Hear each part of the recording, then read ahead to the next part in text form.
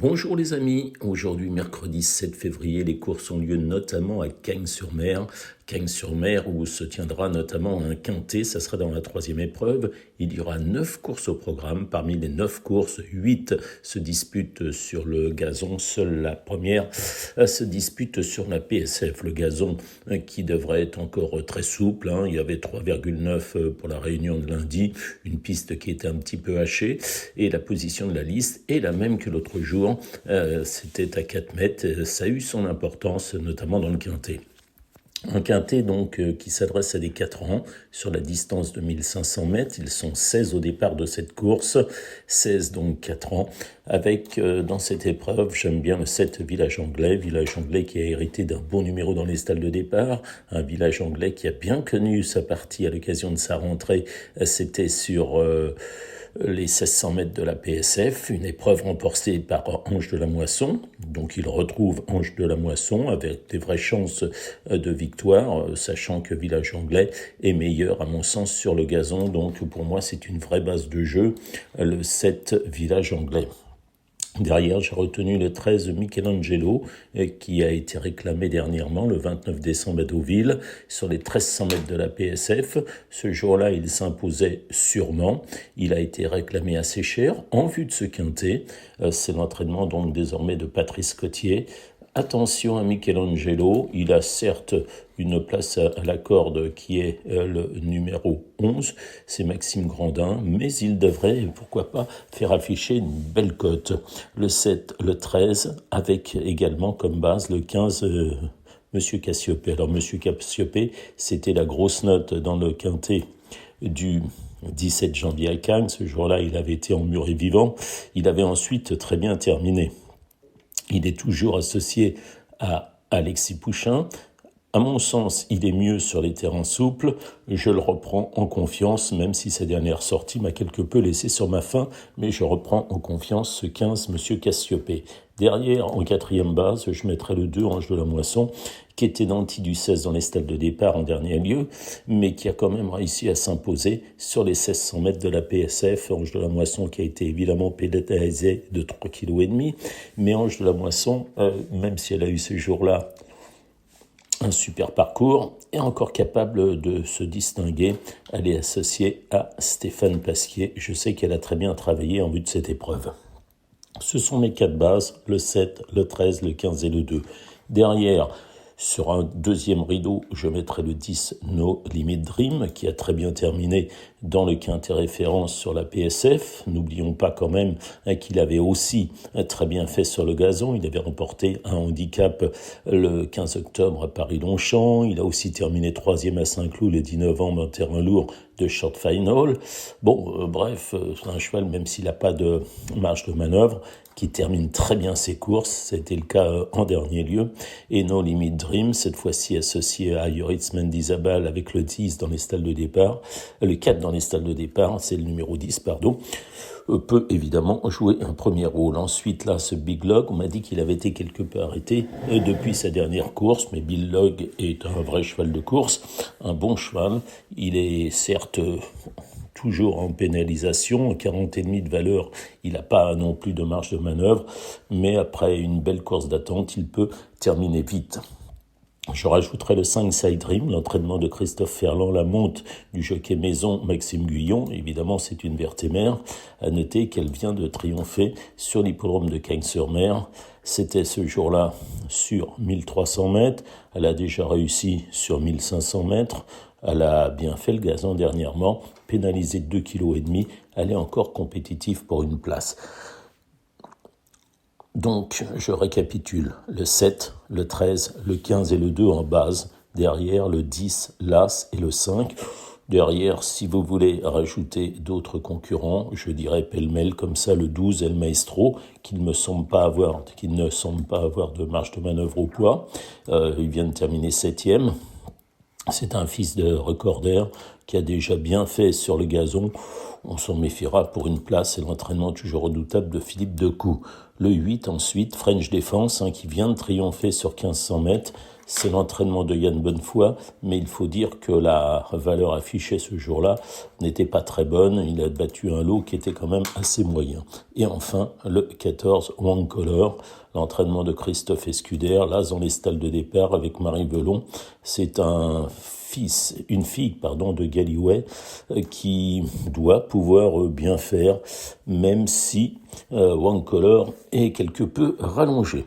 Je récapitule une dernière fois pour ce quintet. La troisième course, le 7, le 13, le 15, le 2 en base. En sous-base, le 10, là c'est le 5. Et en gros outsider, le 12, le 8 et le 14. Perso, je ne vois pas les autres chevaux. Maintenant, c'est toujours des quintets, des handicaps, et c'est toujours difficile à déchiffrer. On va passer aux autres courses du programme, avec notamment la première épreuve, la seule qui se dispute sur la PSF. L'autre jour, j'étais très chaud avec le 3, Lucky Wine. Il m'a quelque peu déçu en terminant simplement troisième. Troisième de qui ? Troisième de Welcome Charlie et de Sherryman. Bon, c'est quand même suffisant dans ce lot qui est plus que médiocre pour jouer la victoire. Je pense qu'il devrait s'imposer le 3 Lucky Wine. Derrière, on va lui associer pour des jumelés gagnants placés, voire des trios. Timidement, le 6, Golupsius, alors je ne sais pas comment il est, il n'a pas couru depuis sa 4e place du 10 octobre à Saint-Cloud, gageons que le cheval sera en bonne forme. Ensuite, je prendrai timidement le 4, Tempo, que j'avais conseillé l'autre jour. À mon sens, son entraîneur l'a fait monter un peu loin des chevaux de tête. Il est muni d'œillères australiennes, ce Tempo. C'est pas une grosse valeur, c'est 31,5 de valeur, mais on doit pouvoir bien faire avec lui. Et ensuite, le 5 Noir-Bleu, alors je sais, c'est pas la grande forme chez les Yann Barbero, mais bon, il était chuchoté en débutant. La dernière fois, c'était moyen, mais bon, dans ce lot-là, évidemment, il a évidemment une chance. On gardera un coup d'œil sur le 8 d'Harry River, mais on la prendra peut-être une prochaine fois dans les handicaps. Donc je récapitule, la base intégrale c'est le 3, derrière le 6, le 4 et le 5. Je ne sais pas comment est le 2 Gabon, mais au vu de la prestation de Show Power ce lundi, je ne suis pas enclin à le garder. La deuxième course, il s'agit d'un Maiden sur 1300 mètres. Sherryman Lass vient de très bien courir. Il est raccourci de course en course. Il a débuté sur 2000 mètres à Vivo. Il a ensuite couru sur les 1600 mètres de la PSF où il a terminé deuxième de Welcome Charlie devant Lucky Wine. Et ce fils de Cracksman est de plus en plus raccourci. Il découvre le gazon. Je pense que c'est quand même la vraie bonne base de jeu. La deuxième base de jeu est le 10, la pointe des pieds. La pointe des pieds qui avait très bien couru lors de ses 2 premières sorties à Lyon-Paris. Avant d'échouer à Marseille-Vivo sur la PSF, je la reprends en confiance. C'est une fille de Wooten Bassett. Les 2 bases dans cette épreuve pour ceux qui veulent faire déjà le couplet, As et 10, et ensuite les prendre en base de trio, As et 10. Derrière, pour ceux qui veulent faire des trios, donc je prendrai en associé le 8, Rost Chestnut, qui m'a quelque peu déçu l'autre jour, qui va être muni d'œillères pour la première fois, donc attention, peut-être effet œillère. Le 9, Celebrity Icon, que j'ai bien aimé l'autre jour à Deauville. Maintenant, elle court de façon rapprochée, elle découvre le gazon. Bon, voilà, et là, elle fait un long voyage. Le 5, Ilminia, qui m'a déçu le jour de ses débuts, mais je la rachète. Et puis éventuellement le 2, Belliner, qui ne peut pas faire plus mal que ses 2 premières sorties. Et vous m'avez compris, base de jeu intégrale, Lars, Sherryman, deuxième base, le 10, la pointe des pieds, et derrière en associé, le 8, le 9, le 5 et le 2.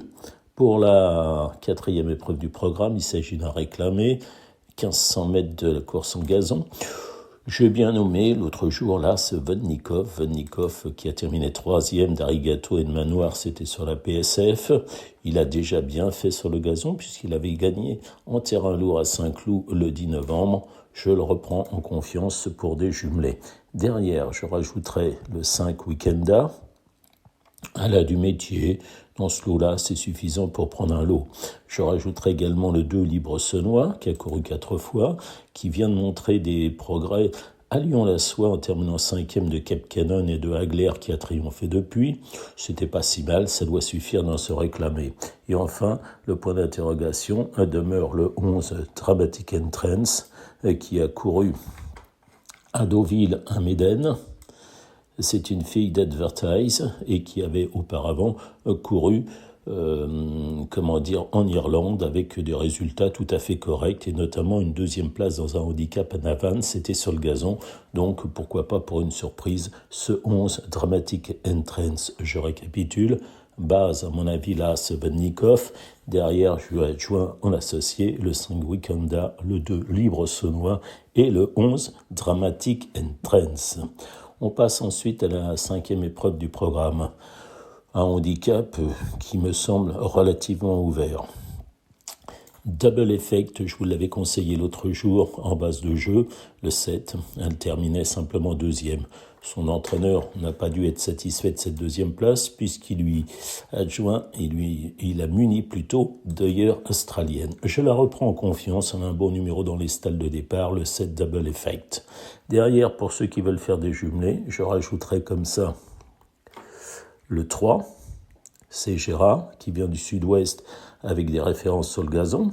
Le 11, Archibiatu, qui l'autre jour m'a étonné en terminant 4e de French Defense Calypso et Diamond. C'était pas mal du tout. C'est l'entraînement en forme de Christophe Escuder. Je rajouterai également le 10, qui est What Sells Shop, là aussi entraînement en forme de Jess Paris. L'autre jour, la 4e place dans le réclamé n'était pas si mal que ça. Et enfin, le 2, Hectoria, qui fait toutes ses courses. Ses 5 dernières sorties sont excellentes. Hectoria, qui est une fille d'Anodin, donc synonyme d'aptitude au terrain souple et du gazon. Je récapitule pour cette 5e épreuve, base du 7 en couplet. Derrière, je rajoute le 3, le 11, le 10 et le 2. Si vous voulez faire des trios, allez-y, on verra comment ça s'est passé cette réunion. Pour la 6e épreuve du programme, il s'agit d'un handicap pour des 3 ans sur 2150 mètres. Bon, là aussi, c'est un peu la bouteille à l'encre. Timidement, je prendrai le 5-13, qui a bien couru dernièrement, qui défend la casaque de Bernard Géraudon. C'est un entraînement de Christophe Escuder, un concurrent qui a bien couru, notamment à l'occasion de sa première sortie à Cagnes-sur-Mer. C'était sur ce tracé, une 4e place derrière le bon Believer. Col du Pré n'est pas mauvais, Safoine n'est pas mauvais non plus. C'est suffisant, à mon sens, pour prendre une place et pourquoi pas le prendre en base de jeu. Donc 13 dans cette épreuve qui porte le numéro 5.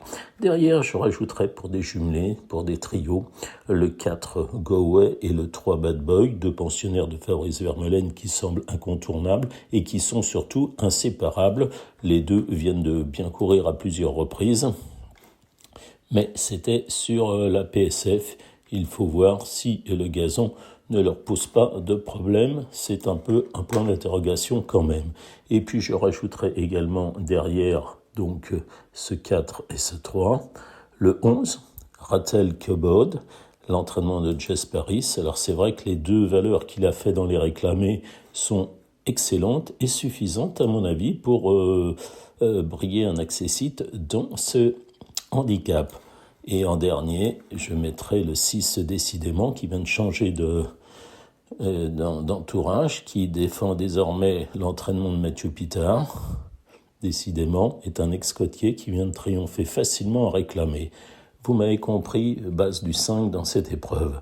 Derrière, on prend les 2 pensionnaires de Fabrice Vermeulen, à savoir le 3 et le 4, avec la question de l'aptitude au gazon. On prend également le 11, Rattle Cobod, et le 6, Décidément. Pour la 7e épreuve du programme, il s'agit d'un réclamé sur 2150 mètres des vieux chevaux, avec dans cette épreuve, on va faire 3 chevaux en jumelé gagnant placé. Là, ce Kello qui vient de bien courir plusieurs fois, et notamment lors de sa 2e place sur ce tracé derrière Carver. Kello défend l'entraînement de Rémi Fradet. Il est resté donc dans la région. Avant, c'était Philippe Decousse qui en avait la responsabilité. Le 8, Auenwolf, qui retrouve une catégorie peut-être plus dans ses cordes. Auenwolf, le 8, défend l'entraînement de Jess Paris. Et enfin le 11, Lighted Glory, muni d'œillères australienne. J'étais très déçu l'autre jour, je lui voyais une bonne chance dans le quintet. Elle est munie d'ailleurs australienne et elle est associée à Théo Bachelot, un jockey en forme. On fait le jumelé donc de l'As, du 8 et du 11 pour cette septième épreuve. La huitième, on passe à un handicap divisé 1500 mètres. Les 4 ans, c'est la deuxième épreuve du handicap du quintet. Il me semble que le 8, Calypso, qui fait toutes ses courses, qui défend l'entraînement d'Édouard Montfort, est une bonne base de jeu.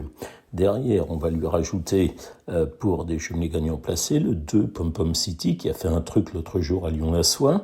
On va rajouter également dans cette épreuve le 17, Symbole, l'entraînement de Fabrice Vermeulen à la montre de Maxime Guyon, concurrent qui est régulier, qui vient de terminer 3e sur 1300 mètres d'un handicap remporté par Side Dream, devant Aversa. C'était plutôt bien pour Symbole, les 1500 mètres devant lui aller tout à fait. On prend ensuite le 9, Cadillac, qui fait toutes ses courses, l'entraînement de Richard Chottard, le 10, Éternel, qui est capable de faire un numéro sur ce tracé en allant devant. Le 10, Éternel sera mieux sur 1500 mètres. Il avait gagné l'année dernière facilement une épreuve sur ce tracé. Et enfin, pour ceux qui veulent élargir les combinaisons, le 11, Belsong, qui défend l'entraînement de Jérôme Rognier et qui devrait bien faire dans cette épreuve. Vous m'avez compris, dans cette huitième épreuve, base du 8 Calypso, et derrière on rajoute le 2, le 17, le 9, le 10 et le 11. Et on va terminer par le prix Marildo, la 9e épreuve du programme. Il s'agit d'un handicap sur 3200 mètres. Là aussi, c'est le gazon avec des véritables spécialistes de cette course, de ce genre d'épreuve. Le 7, voilà pourquoi, a montré sa forme dernièrement. Il me semble incontournable dans cette épreuve. Derrière, pour des jumelés gagnants placés, je rajouterai le 10 Turanien qui fait toutes ses courses, qui a peu couru l'année dernière, mais qui vient de montrer sa forme en terminant 3e derrière Winterland. Et voilà pourquoi je garderai également cette ligne-là, avec notamment le numéro 9, Awen Adventure, qui a fait beaucoup d'extérieur ce jour-là. L'As Moonwalk Step, qui aurait préféré bien sûr un terrain plus souple. Maintenant, il est en pleine forme, il fait toutes ses courses, il a encore le moral à 11 ans. Et on terminera avec le 5 Barbadin, spécialiste également de ce tracé, qui a été quelque peu décevant dernièrement, mais que je ne condamnerai pas hâtivement. Dans cette dernière, base du 7, 7, voilà pourquoi, avec le 10, le 9, là c'est le 5, voilà les amis, faites de bons jeux, j'espère qu'on va pouvoir passer à la caisse. Allez, à bientôt, au revoir.